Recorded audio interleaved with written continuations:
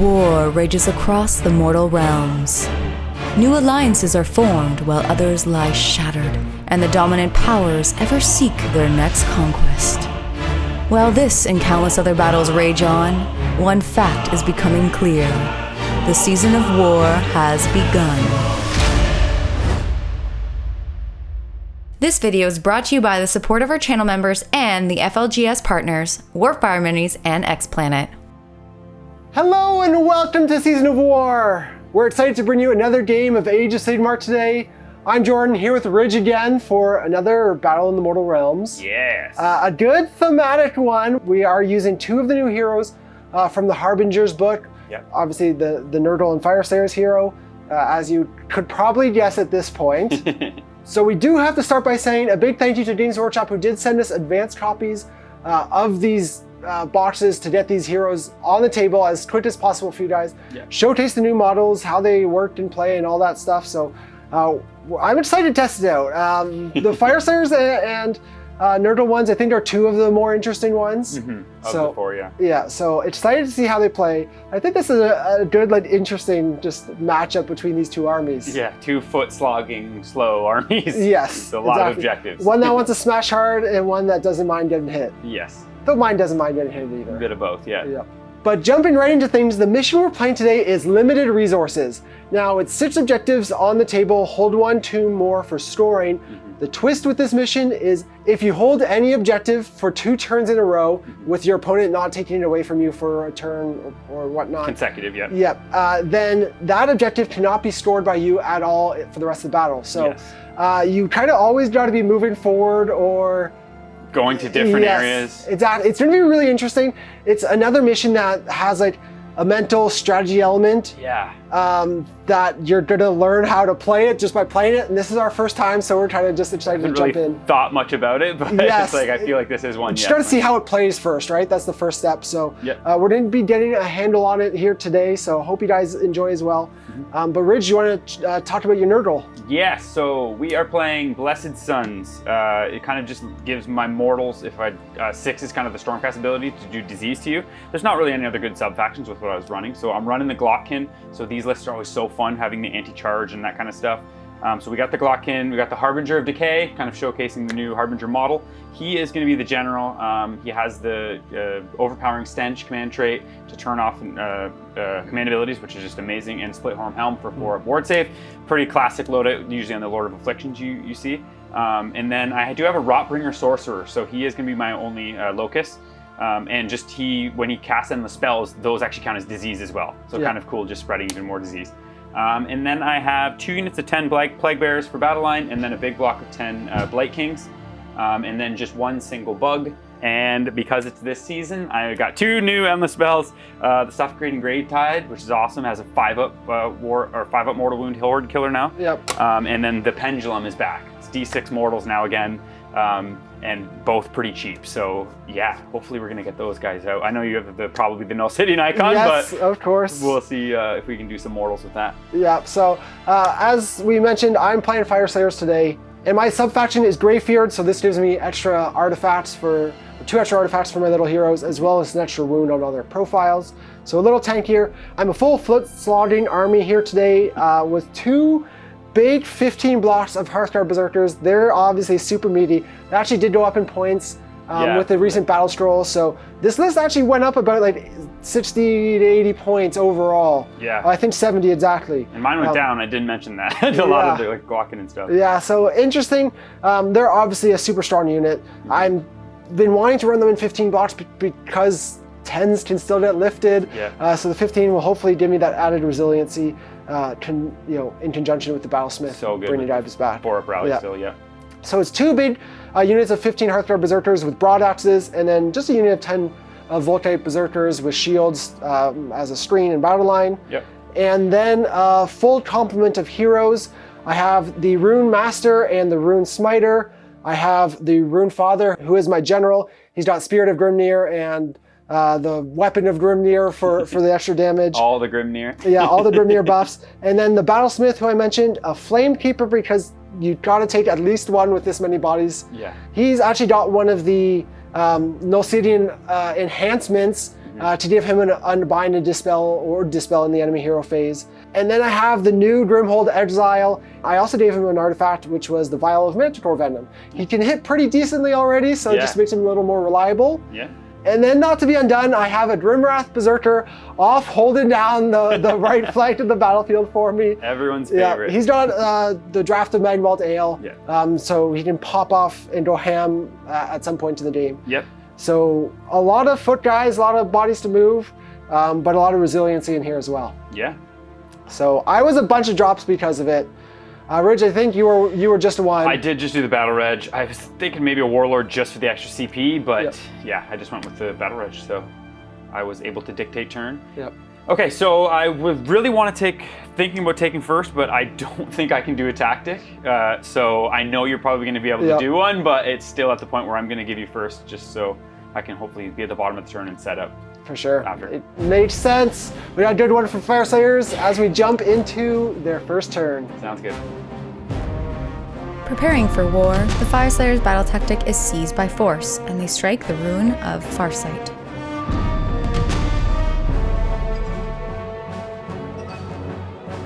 The Runefather and Maggotkin both use heroic leadership. The Runemaster chants for Prayer of Ash, and the Runesmiter chants for runic empowerment on the Hearthguard Berserkers.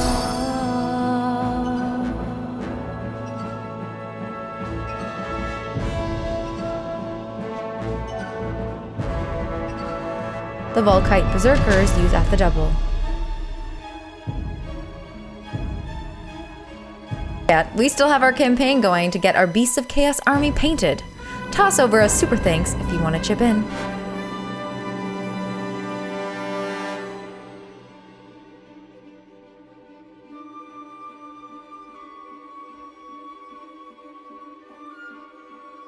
Preparing stalwart defenses, the Fyreslayers complete their battle tactic and score 5 points.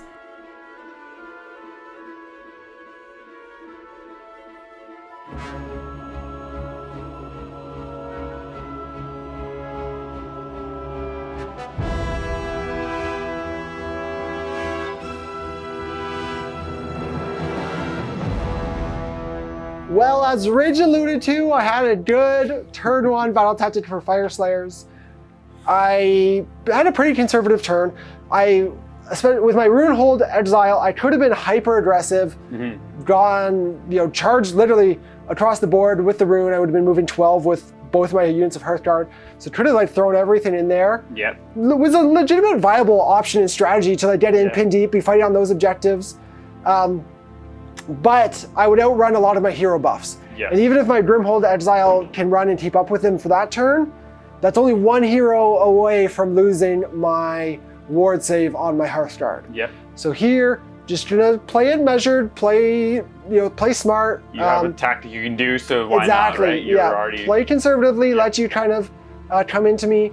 I also deployed in such a way where I didn't actually take this objective, and then you did me first. Let me just walk my little dude up onto this one, letting me hold 3 for hold 2 and more. Yep. And saving this one.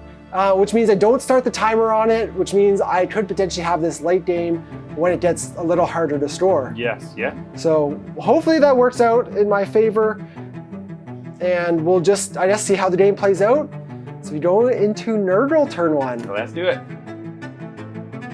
Hoping to spread their gifts, the Nurgle battle tactic is Glory to the Grandfather, and the cycle of corruption begins on the Corrupted Regrowth. The Maggotkin fails heroic leadership, and the Grimhold Exile uses heroic willpower. The Maggotkin has Fleshy Abundance Unbound with a Primal Die, then fails Mystic Shield. The Rotbringer Sorcerer casts Hoarfrost with 3 Primal Die, but is unbound with only 2. The Harbinger of Decay chants for Omens of Decay on the Volkites.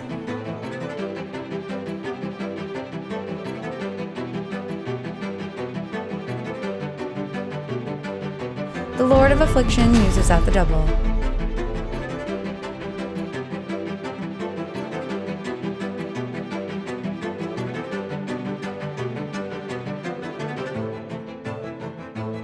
The Volkites redeploy, moving 5 inches.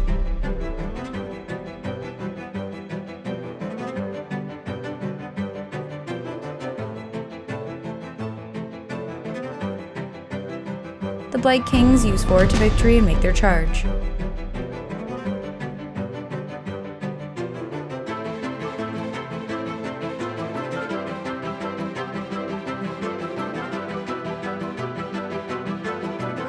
Attacking first, the Blight Kings deal 9 damage to the Volkites.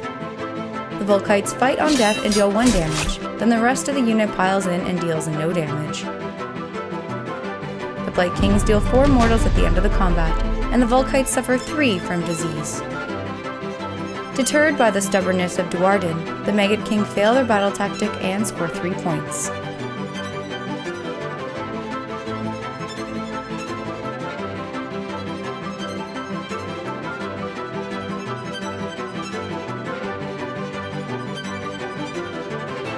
Alrighty, so back from Nurgle turn 1, made the big charge, but couldn't finish off the Volkites.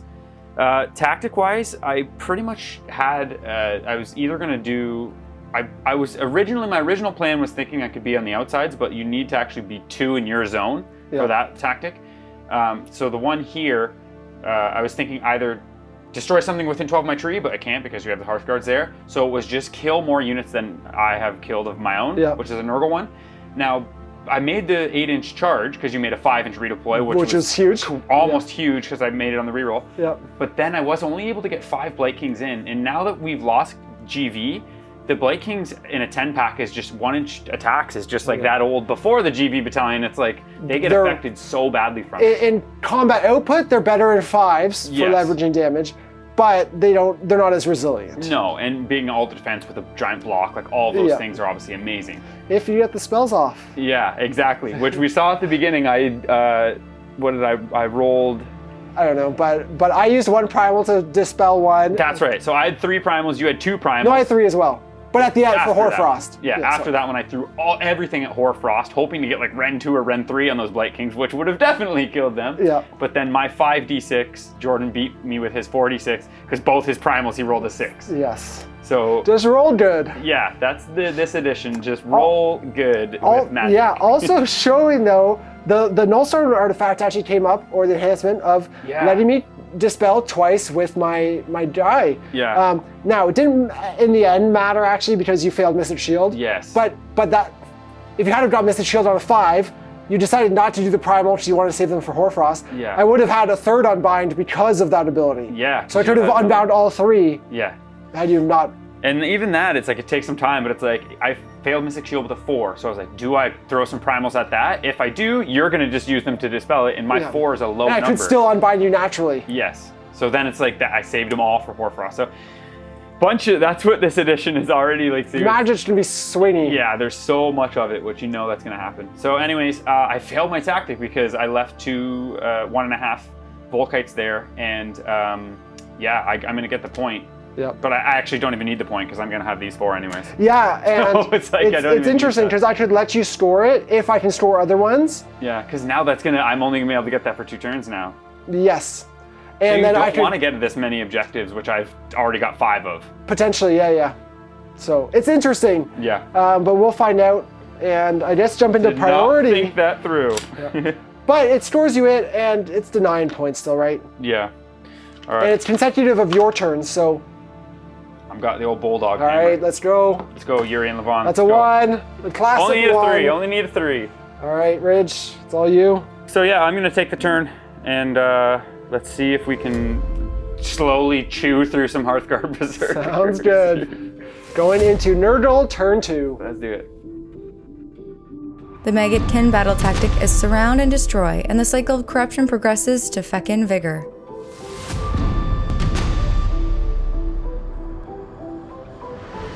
The Glot King fails heroic leadership, and the Runefather uses heroic willpower. The Glot King casts Mystic Shield with the Primal die, but has the Aether Void Pendulum unbound. The Rockbringer Sorcerer fails to cast Suffocate Gravetide.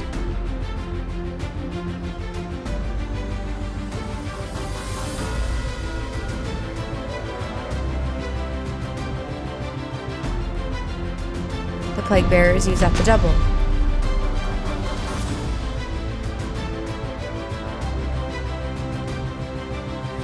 The Grimwrath Berserker redeploys, moving 3 inches. The Maggotkin spread their contagion points to summon a Sloppity Bilepiper. The Lord of Afflictions deals 3 mortals to the Flamekeeper on impact, and 2 to the Grimhold Exile. The Flamekeeper grants Grimnir's Vengeance to the Hearthguard, who use Fierce Counterattack and deal 5 damage to the Lord of Afflictions. The Lord of Afflictions attacks the Battlesmith, dealing 5 damage. The Grimhold Exile attempts to finish off the Lord of Affliction, but deals just 1 damage.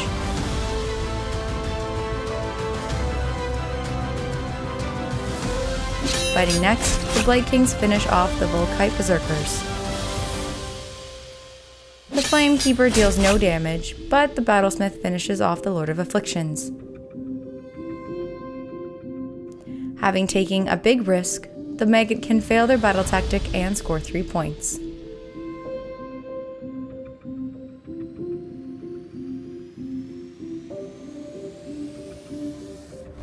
All right, here we go. I'm so good at Warhammer.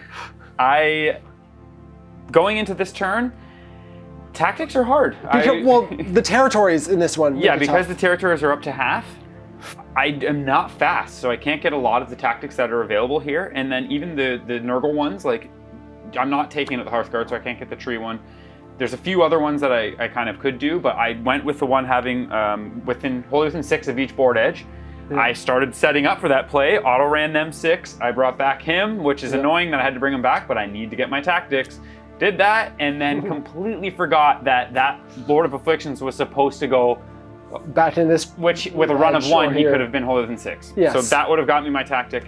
What ended up happening is I didn't realize that these guys could fight at the start of the hero phase. And that's what I explained the Flamekeeper and the interaction there. Yes. So that scared you. Immediately was like, okay, well I can charge the Lord of Afflictions in, get within 3 of them in the charge phase. So start of combat, they can't fight first and well, basically you were preventing them fully charging into your Blight Kings. They couldn't charge in the start of the combat phase from the Flamekeeper ability. So when Jordan said that, I was like, okay, perfect, I'll just charge Lord of Afflictions in.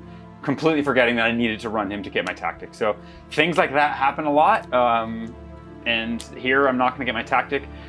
The one kind of nice thing is he did go in and almost killed, well not nice thing, almost killed the Battlesmith or whatever. Yep, the Battlesmith left him on 1. Left him on 1. Which, he's got 1 disease point, we haven't rolled it yet. Got 1 disease, so I'm hoping to at least kill him with that, and then the rest, I've just kind of tagged these guys with my Blight Kings, just to hold them up, and I have quite a lot of force over here. Mystic Shield on the Maggotkin, so we're gonna roll the big giant casino die, because that's the one to do it. So I just need a 4-up to kill that dumb, stupid 4-up rally boy, and let's go.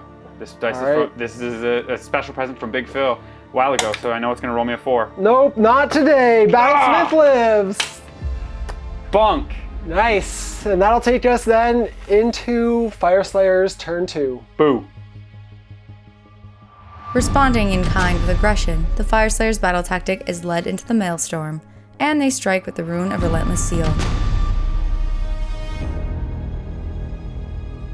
The Battlesmith heroically recovers 3 wounds, and the Maggotkin fail heroic leadership. The Runesminder chants for Emberstorm on the Hearthguard, and the Rune Master curses the Blight Kings.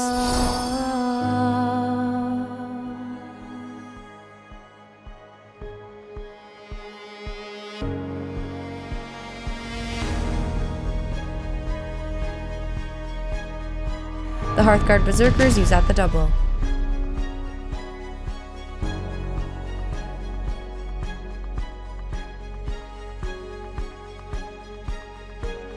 The Glot King uses a Blight Krieg, and the Plague Bearers charge the Grimwrath Berserkers.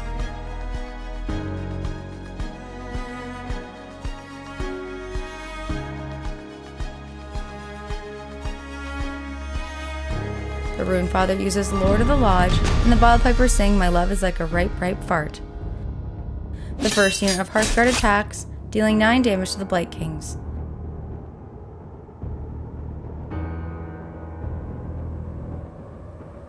The Blight Kings fight next, doing 2 damage to the other Hearthguard and 3 damage to the Exile.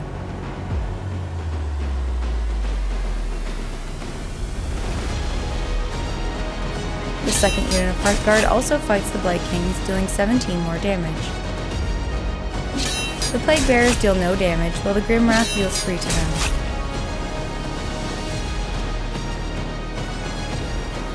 The Grimhold Exile deals 3 damage to the Blight Kings, and the remainder flee to Battle Shock. Unleashing their Molten Rage, the Fyreslayers complete their battle tactic and score 5 points.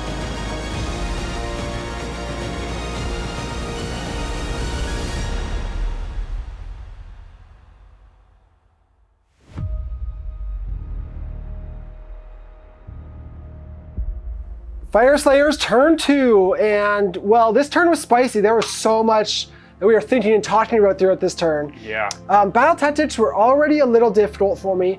The most likely one was to charge a hero in a battle line unit.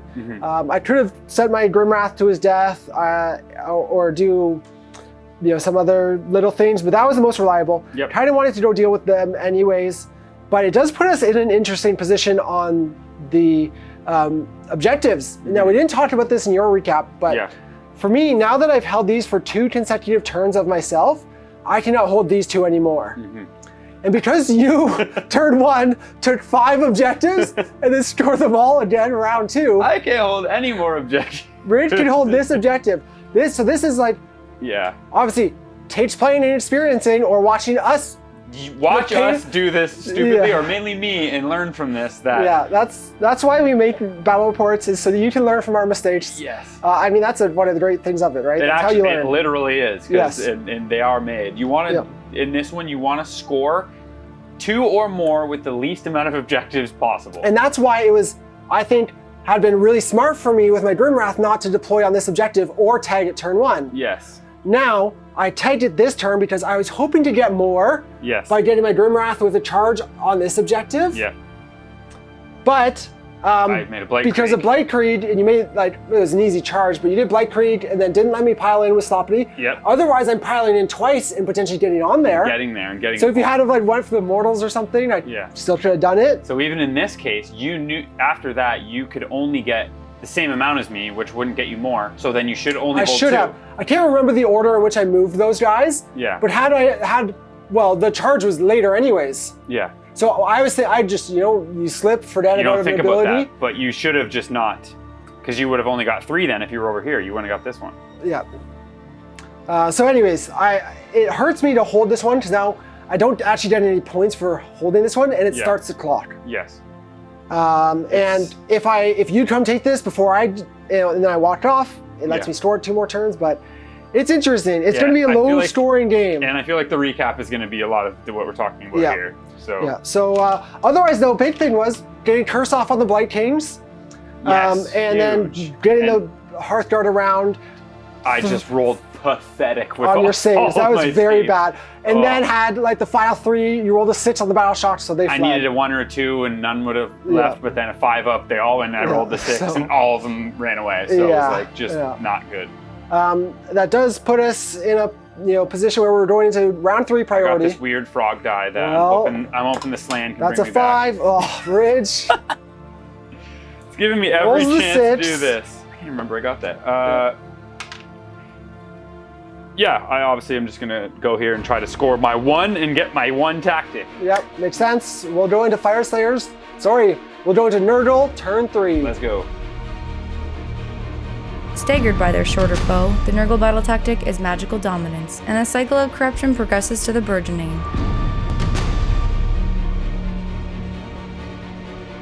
The Harbinger fails heroic leadership, while the Battlesmith fails heroic recovery. The Harbinger smites the Rune Master, dealing 2 mortal wounds. The Maggotkin casts the Suffocating Gravetide, and then Mystic Shield on himself.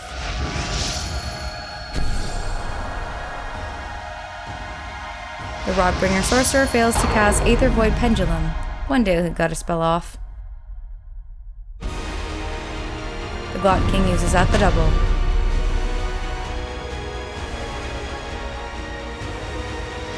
The Suffocating Greattide deals 2 mortal wounds to the Hearthguard Berserkers.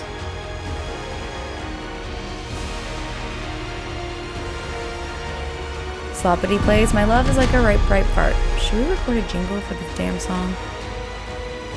With the tide of magic against them, the Maggotkin fail their battle tactic and score just 1 point. Okay, so a big boring turn for me. I figured I could have done the tactic where I charge a battle line and a hero in here. I figured with having the right fart, like not piling in, I can do that kind of whenever. If you retreat, I can just do it then. So that's one I can kind of save.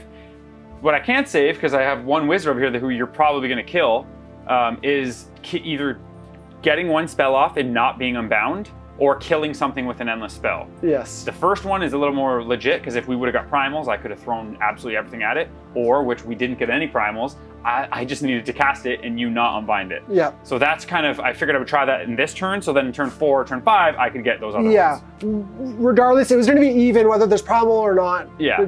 But in this case, I guess it mattered because you failed it. I didn't even have to roll to beat you. Exactly. And it was like, I might as well do it now because the wizard, he could be dead, like I said. Yeah. I did get the Suffering Graveside off with the Glockin, and then just did some mortals here, but yeah, and then the one disease, everything's got like one wound left, like really close to killing them. And then, yeah, so then, and I'm only gonna score my one that I'm able to, so fun. Yep. Really learned quickly about this mission, which we'll talk about in the recap. But yes, yeah, so puts us in an interesting position where I do have a couple more points to store available if I can get to them. Yeah. But we'll just jump into Fyreslayers turn 3. Do it. Confident in their indomitable strength, the Fyreslayers' battle tactic is intimidate the invaders, and they strike the rune of fiery determination. The Exile heroically recovers 3 wounds, and the Glotkin fail heroic leadership. The Hearthguard rally, returning 2 models. The Rune Master chants for runic empowerment on the Hearthguard.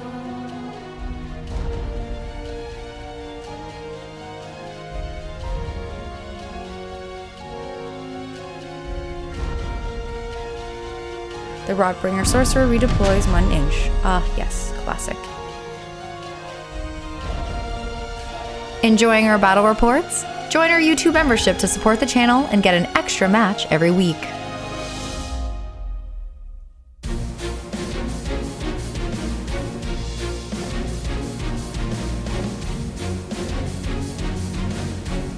The Plague Bearers charge into Grimwrath Berserker with Blightcreed.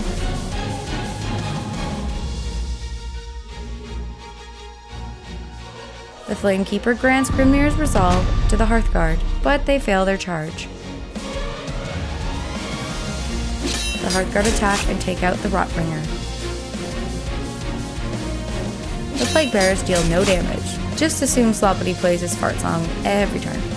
The Grimwrath deals no damage, but fights again at the end of combat and kills 2 Plague Bearers.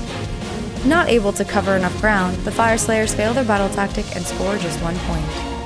Fyreslayers turn 3, and between the mission and not getting, yeah, it's just actually a tough one for battle tactics. Tactic-wise, yeah. With maybe this army and the positioning, me going so hard into the flank on turn 2 really obviously left me not able to contest these objectives. Now I could have maybe put the Hearthguard in a better position here to press towards the middle on this past turn. I tried to do the charge to get them around here into your hero, kill him, and then I'd be able to push these 2 in the rest of the game. So could have been a little better there, but it is what it is. Over here, you Blightcreed me again to attack my hero. I only dealt 2 damage in combat. Perfect. Killed the ones outside. Exactly. It's like outside of 1. I could have popped his Magmalt Ale but it would have been absolutely. I would have got 2 more, and I mean, he would have been out of combat. No, I wouldn't have even been able. And so I did end up going for Intimidate the Invaders for my battle tactic to have more units. Here, out of my deployment, which is past half, or not deployment, but yeah, I needed a couple decent runs with my heroes, and I have 1 hero that's like 2 millimeters within my own territory. This guy needed a 2 to run to be over that half, and I would have gotten my battle tactic. But here, a couple failed runs or low run rolls, and I didn't get it. So it was a bit of a risk, but again, just didn't have great options here. No, all seemed to be like a small risk. There should be like a kill a wizard. Yeah, kill something. A kill a wizard, whatever, battle tactic, but there isn't one, you'd think, in this edition. Yeah. I was hoping actually you were going to cast your spell last turn, so I could go for the battle tactic of kill the sorcerer to make an endless spell wild. Oh, gotcha. But you didn't cast it, so I couldn't do it. He did Gravetide, so that was not happening. Well, I would have taken that, because then I would have got my tactic last turn. Yeah. So, yeah, in the end, who knows? Low scoring here. I only scored the 1 point over there. Yeah. So not a high scoring game, that's for sure. No. And it'll send us into a turn 4 priority. All right, turn 4. Battle bots. That's a 6. You win ties. A big patap. Yeah, I'm down here. I need to score something here and make this a game. I can't believe I just rolled another 6. Let's keep this going. All right, well. Yeah, I'm gonna have to going into Nurgle, turn 4. Let's go. Sensing an opportunity to regain ground, the Nurgle battle tactic is intimidate the invaders, and the cycle of corruption progresses to the Plague of Misery.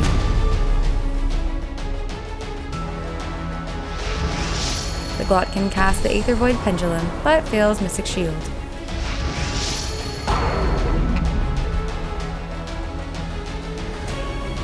The Heartbringer uses up the double.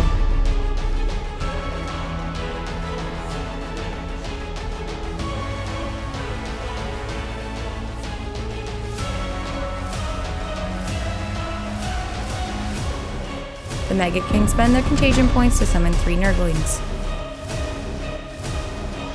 The Suffocating Gravetide deals 3 mortals to the Hearthguard. That's so out of sequence, Ridge.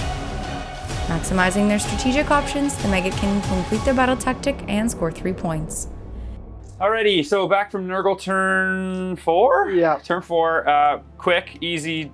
Pretty much I was in between either charging a hero and a battle line unit into him, which I could have done this turn. It was a little bit more risky, or I do more units in your territory, or wholly out of my territory than in my territory. So those are my two kind of get. So I ended up just going with the sure thing and doing that this turn, and then hopefully setting up for that next turn. The problem is I can't charge the Maggotkin in because he'll probably kill him. Yeah. So the other part was like Led into the Maelstrom was the other. Yeah. So we got that and then set up. We'll see what happens after. Got the pendulum off finally now, which doesn't matter. Couldn't get it off with the Rotbringer all game. So we'll see in the end of your hero phase if it can snipe someone out. Yes, sir. And with that, we'll jump into Fyreslayers turn 3. 4. Realizing they're out of position, the Fyreslayers' battle tactic is surround and destroy.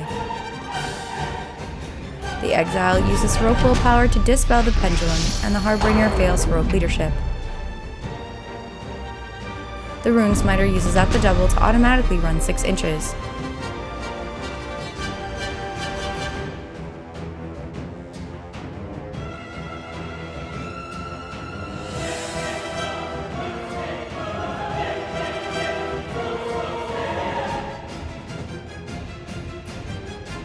The Maggotkin uses Blight Creep, but the Plague Bearers failed to charge this time. Rushing across the battlefield, the Fyreslayers complete their battle tactic and score 4 points. So Fyreslayers turn 4, not very exciting. Again, pulled myself pretty far out of contention.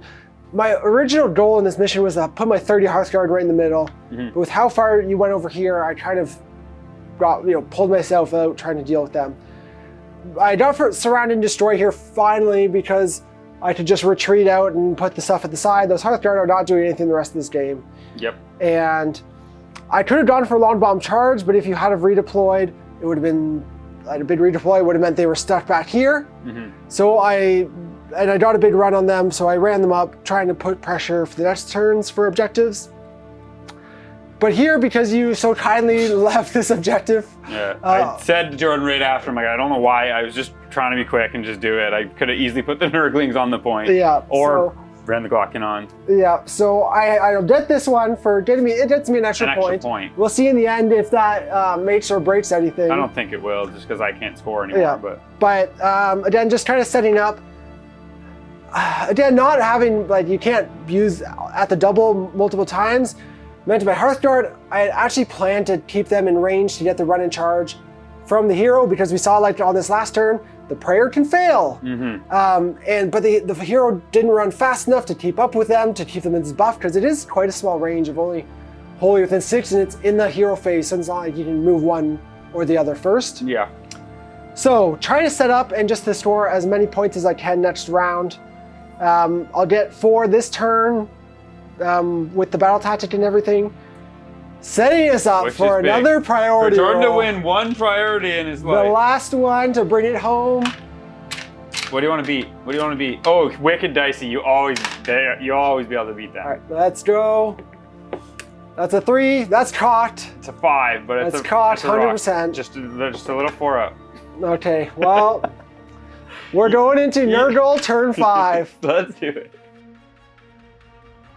Rejoicing in the grandfather's blessing, the Nurgle battle tactic is led into the maelstrom, and the cycle of corruption progresses to nauseous revulsion. I swear this cycle just describes life with a toddler. The Glotkin fails heroic leadership, and the exile recovers 3 wounds. The Glotkin has Aether Void Pendulum unbound, but casts Mystic Shield on himself.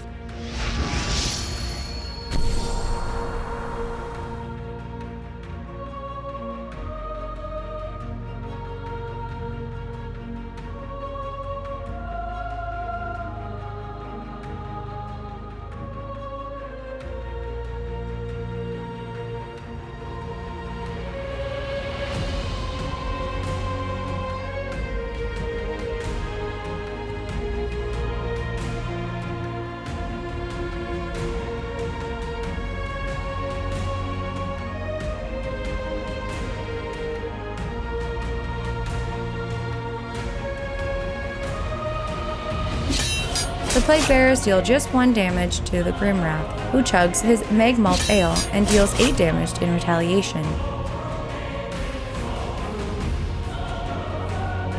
The Heartbringer deals 2 damage to the Hearthguard, who deal 9 in return. The Grimwrath fights again at the end of the combat, dealing 9 more damage to the Plague Bearers. The Plague Bearers use Inspiring Presence. Defiantly resisting the Dwarden plans, the Maggotkin complete their battle tactic and score 2 points. Okay, so back from my turn. Moral of the story here, just pretty much wanted to lock you up. I did the tactic where I just needed to have a battle line unit and hero, which I set up for, and thank God I did it in this order because it was much easier to do it this time around. Plague Bears just have a ton of wounds with the 5-up ward, so even with the Magmold Ale, he wasn't able to chew through all of them, and now he's more than an inch away, so I was able to just lock him in there. Yeah. But mainly I'm trying to just move out and deny you, because I know that you can only score this one or this one now. So trying to deny you from getting these 2 points, and with Blightcreek, it's like there's so many gears that have to be spinning, because there's ones that you're probably setting up for that you're not going to be able to do, just because you have to keep that in the back of your mind. Spoiler alert, I talked about this and we already know this. Yes, we talked about, like, essentially when I thought Jordan was going to for sure kill the Harbinger here, or try to. But then he started pulling away, and I was thinking in my head, I'm like, I don't know why. But then after, realizing that he could retreat, but then Blightcreek. So we're gonna jump into Fyreslayers turn 5. I basically have to score 1 point probably to seal the win after grand strategies. So yeah, let's just jump into it. See it. With a last chance at claiming victory, the Fyreslayers' battle tactic is bait and trap. The exile heroically recovers 3 wounds, and the Glotkin uses their finest hour. The Runesmiter transfer Emberstorm on himself, and the Grimhold exile uses Honor to Grimnir.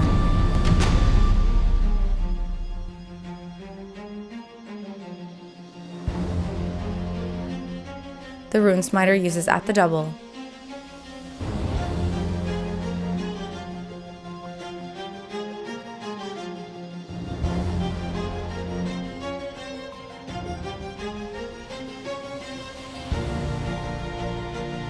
The Glotkin uses Blightcreek, and the Harbinger cowardly charges away.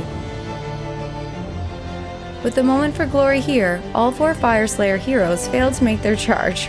Well, that's it, I guess. Well, Fyreslayers turn 5. And this was like the saddest way for me to end this game. Lots of things learned on this mission and in this game overall. Yes. Also been, Fyreslayers, a lot of bubbles to think about and consider that kind of I didn't necessarily maximize throughout this game, but to highlight what happened on this turn, because not much looks like it happened. No. I went for the battle tactic, and if you look back at it, I set up for this at the end of Ridge's turn. We alluded to it a bit. I used my Magmalt Ale over here, so I had to kill enough Plague Bearers that I would have room to retreat out of combat. Yes. So I luckily did that. Didn't kill the Harbinger, that's why I didn't fully pile into him. I kind of piled Because you wanted to retreat. Peripherally, or in equidistant.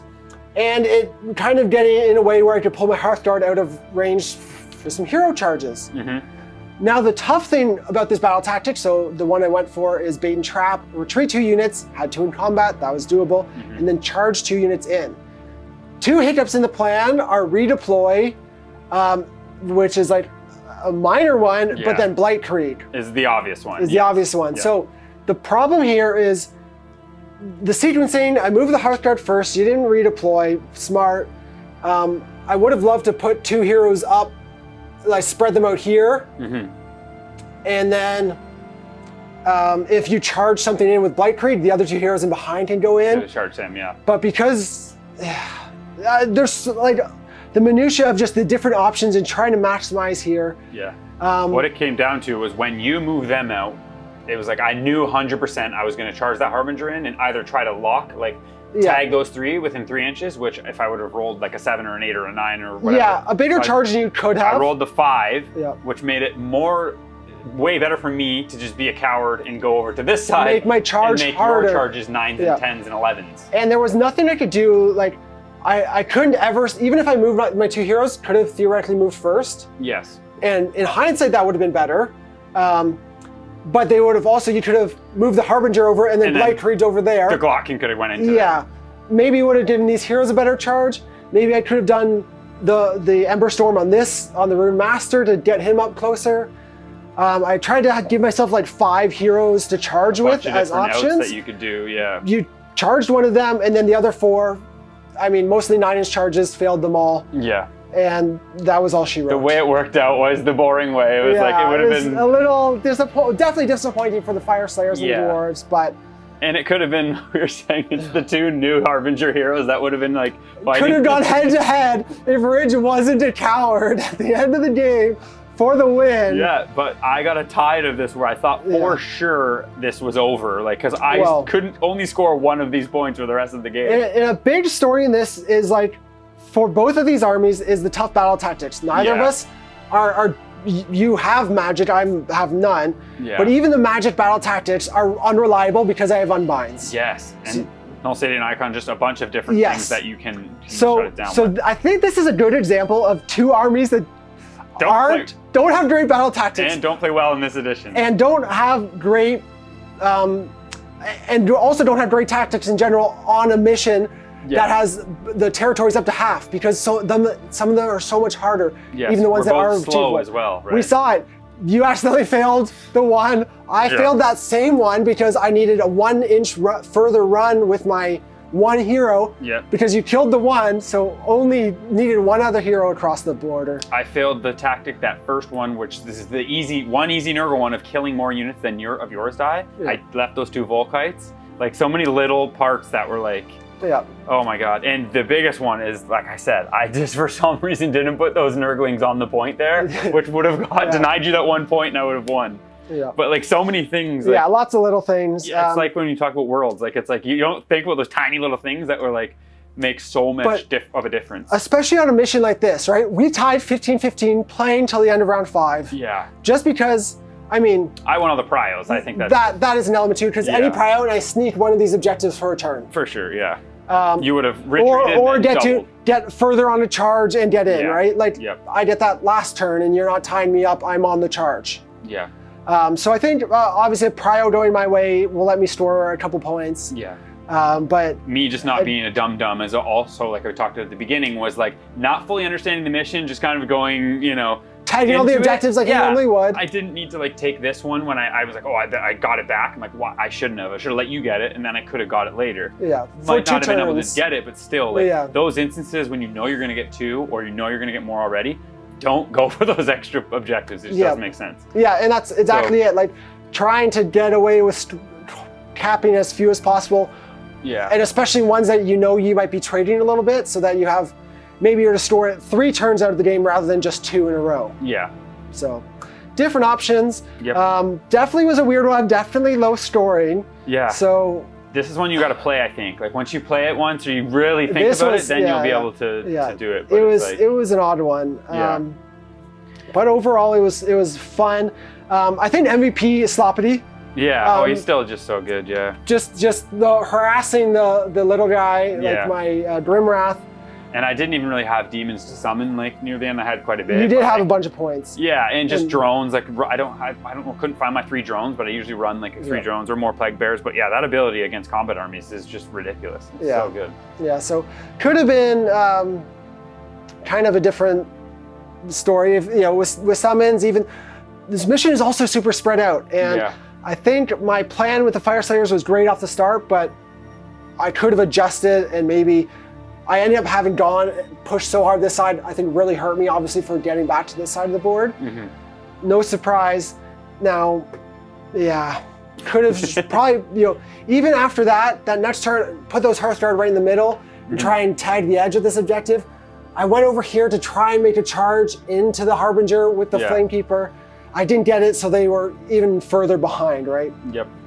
You never know if that makes a difference or not, but yeah, it's a weird just thinking of every little thing you can do differently. I love Maggotkin. It's so fun. That Blight Krieg is just so fun. It's a good. I need to get some other stuff hobbied up. Obviously, there's a million things we need to get hobbied up. Yeah, but like the Flamesmith or Flamekeeper, it's like those out of sequence charges can be so big. Good. So scary. Especially with Tough Tactics this edition. Like it's, I really like it. And he went down 50 points. Yeah. 600 now, so. Yeah. But he wasn't really seeing play, which is so. No.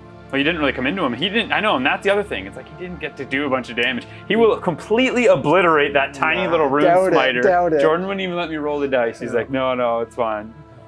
Yeah, but tie game in the end. So it was an interesting one down to the wire at least. Mm-hmm. But just feels like, from a Fyreslayer's perspective, like you said, you're happy to get the win after the start. It's like, where I'm disappointed for the tie, happy to get the tie. I'm disappointed for the tie after my strong start on the other side, and the fact I effectively lost 1 hero and the Volkites. Yeah, which we've had that, but that happened to me a couple times, like a few weeks ago, where it's like I was crushing turn 1, 2, and 3, and then that Lumineth game, and you came back and beat me with the Fyreslayers. Elves are always the best. So. You're always just like, oh my god, how did I lose that game?